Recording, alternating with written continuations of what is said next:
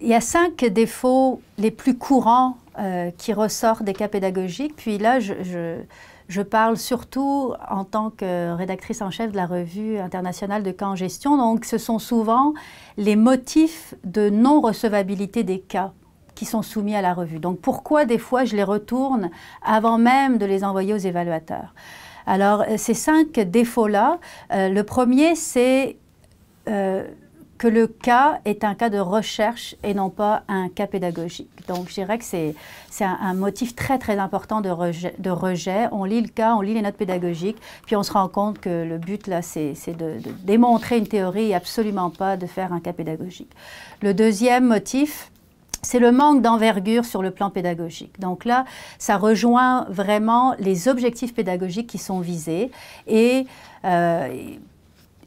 pour moi, les cas doivent viser un niveau d'objectif pédagogique qui n'est absolument pas celui de la rétention d'informations, de la mémorisation, de l'illustration. Donc, il faut aller au-delà et c'est un des motifs de non-recevabilité.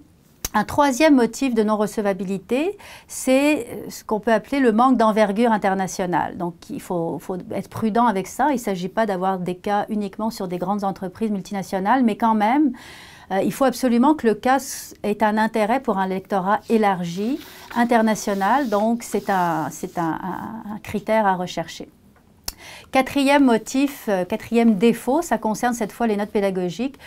Les notes pédagogiques sont insuffisamment développées. La note pédagogique est aussi importante, voire plus que le cas. Donc, c'est sûr qu'il faut que les notes pédagogiques répondent à un certain nombre de critères qui sont propres à peu près à toutes les revues ou tous les centres de cas du monde.